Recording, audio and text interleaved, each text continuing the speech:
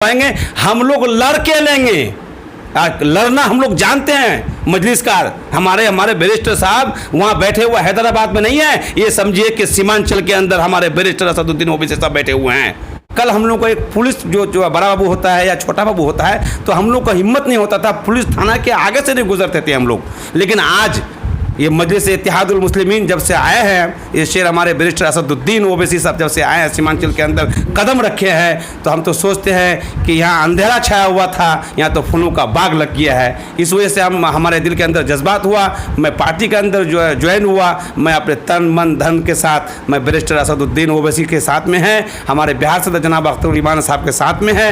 उनके झंडा को लेकर के हिंदुस्तान के कोने कोने में जो अभी चल रहे हैं, इंशाअल्लाह हम लोग इसको कायम दायम रखेंगे और इस झंडा को हम लोग सीमांचल के अंदर मजबूती के साथ पकड़ के हैं और इन लोगों को इंशाल्लाह 50 सीट से ज़्यादा इस बार हम लोग लाने का काम करेंगे। बीजेपी के गोद में बैठने वाला जो हमारे नीतीश कुमार साहब हैं, तो उनके पार्टी क्या काम करेंगे? उनके पार्टी से हम लोग अभी मजलिस इत्तेहादुल मुस्लिमीन जो एमआईएम का जो पार्टी, इंशाअल्लाह हम लोग अपने जेब से भी खर्च करने की औकात रखते हैं और काम करने की भी औकात रखते हैं। हम लोग नज़र से नज़र मिलाकर काम करने का औकात रखते हैं और हम लोग काम करेंगे इंशाअल्लाह मजलिस के लिए।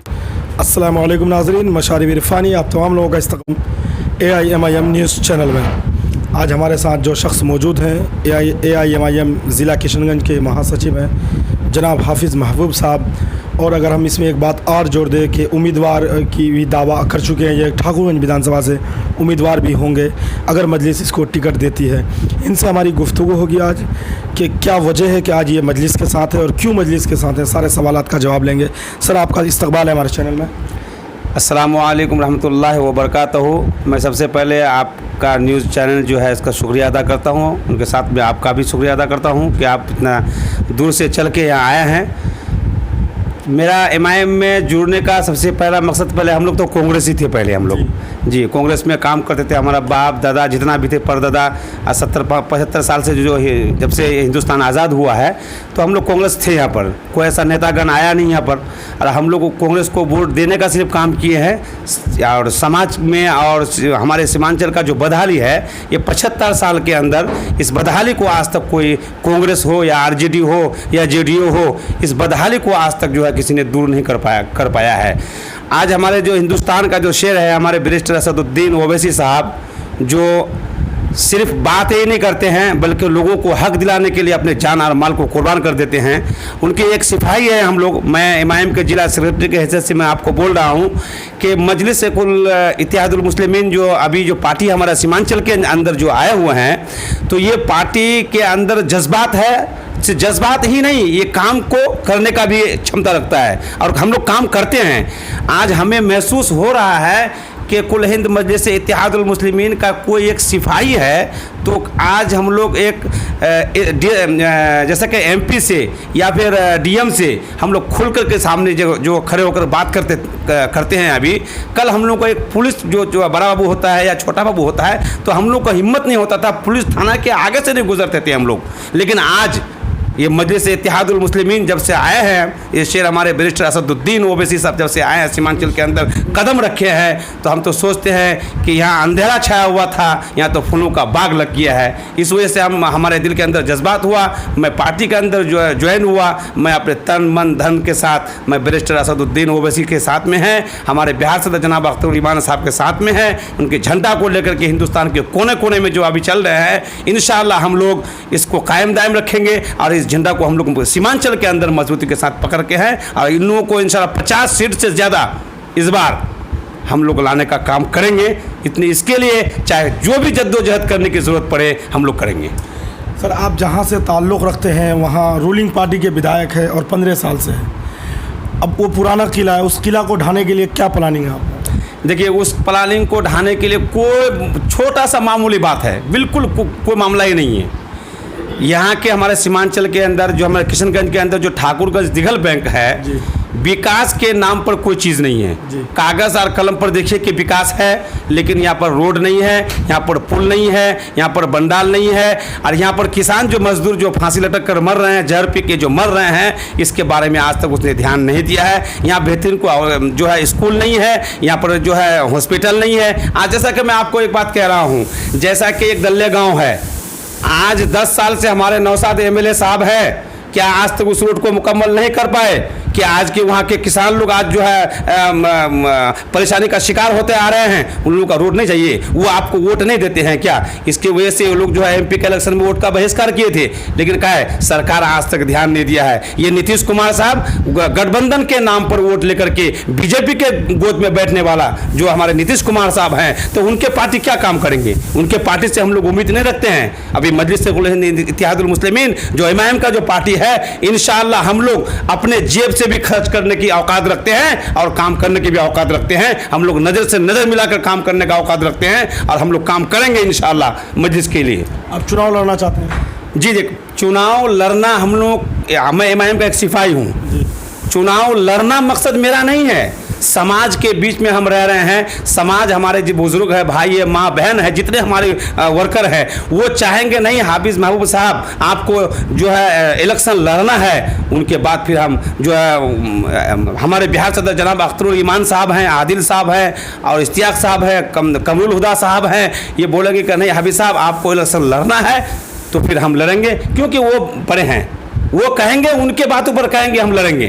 हम उसे शौक रखते हैं। मैं ठाकुरगंज का बेटा हूँ, मैं भोलमारा पंचायत से बिलोंग करता हूँ, मेरा घर बस्ता है, मैं बस्ता का रहने वाला हूँ, मैं हज़रत मौलाना गयास साहब का भतीजा हूँ। उससे हमको कोई मतलब नहीं है। मेरा मतलब ही है कि आज विकास जो नहीं हो रहा है, विकास के लिए जो हल्ला कर रहे हैं हम लोग, इस विकास के लिए सिर्फ मैं हो। आज एक तो बात आपको मैं आपके चैनल के माध्यम से एक बात कह देना चाहता हूँ कि आज हमारा ठाकुरगंज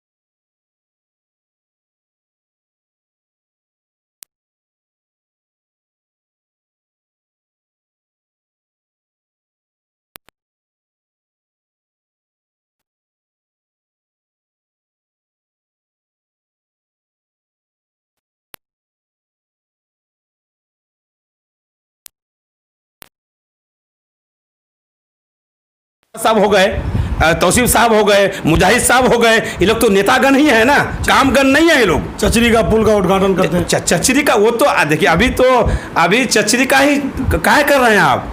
वो लोग चचरी का पुल का उद्घाटन किया, रूलिंग पार्टी का विधायक है, इसलिए सवाल तो बनता नहीं। अभी हमारे नौसाद साहब एमएलए ठाकुरगंज के एमएलए हैं। आप इस चीज़ को देखिए पहले कि एक चचरी का पुल जो बांस का यहाँ को कमी नहीं है, उस बांस काट करके चंदा करके, और वो खुद उसका पैसा नहीं दिया था, चंदा करके कलेक्शन करके जो है चचरी का पुल बनाया। और हमारे विधायक नौसाद साहब उसको कैंची भी नहीं मिला तो हंसुआ से काट करके उसको उद्घाटन किया। ये शर्म वाली बात है, इस चीज़ के लिए शर्म होना चाहिए उनको। और ये शर्म वाली बात है, ऐसे ऐसे नेता हम लोग चुने हैं। अब जो है आपकी बार इमाम जो है कुल हिंद मजलिस से इत्तेहादुल मुस्लिमीन का जो है झंडा लहरेगा, किसी पार्टी का यहाँ नहीं है, लड़ने वाला नहीं है। मजलिस अगर आपको टिकट दे देती है तो क्या रणनीति रहेगी? मजलिस अगर हमको टिकट दे देता है तो मेरा सबसे पहला ठाकुरगंज और दिगल बैंक का जो बदहाली है, जैसे कि स्कूल हो गए, हॉस्पिटल हो गया, अनानास की खेती होती है। अनानास का खेती हो गया, चाय पत्ती का खेती हो गया। अभी उसका फसल जो है सरकार नहीं ले रहे हैं, उसका कोई व्यवस्था नहीं है। जैसे कि पुल एक हो गया कि हम 85 किलोमीटर चल के जो है हम लोग किशनगंज आ रहे हैं, इसका साधन करेंगे, हम बंडालों का साधन हम लोग करवाएंगे, हम लोग लड़ के लेंगे। लड़ना हम लोग जानते हैं। मजलिसकार हमारे बैरिस्टर साहब वहाँ बैठे हुए हैदराबाद में नहीं है, ये समझिए कि सीमांचल के अंदर हमारे बैरिस्टर असदुद्दीन ओवैसी साहब बैठे हुए हैं। कल पार्टी अगर आपके खिलाफ टिकट दे दे तो? नहीं, पार्टी के साथ में तन मन धन के साथ हम रह करके मिलकर काम करेंगे। हमें उससे बगावत करने की कोई ज़रूरत नहीं है, क्योंकि हमें ये इस पार्टी को सिर्फ ठाकुरगंज से ही मतलब नहीं भाई, किशनगंज भी है, चारों सीट है कि हम तो बोल रहे हैं कि 50 सीट से ज़्यादा हम लोग लेके आएंगे। ये अल्लाह से डर के हम बोल रहे हैं, और इस बार हम लोग के बगैर कोई सरकार भी नहीं बना सकता है। मैं इस बात का दावा ठोक के आपको कहता हूँ। नाजरीन, ये थे हाफिज़ महबूब साहब जो कि किशनगंज जिला से AIMIM के ज़िला महासचिव है। इनने दो बात बड़ी कीमती कही। एक दावा कि 50 सीटों पर हम चुनाव जीतेंगे और हमारे बिना बिहार में किसी की सरकार नहीं बनने जा रही है। मिलते हैं नई अपडेट के साथ। कैमरामैन जावेद आलम के साथ मैं मशारिब इरफानी,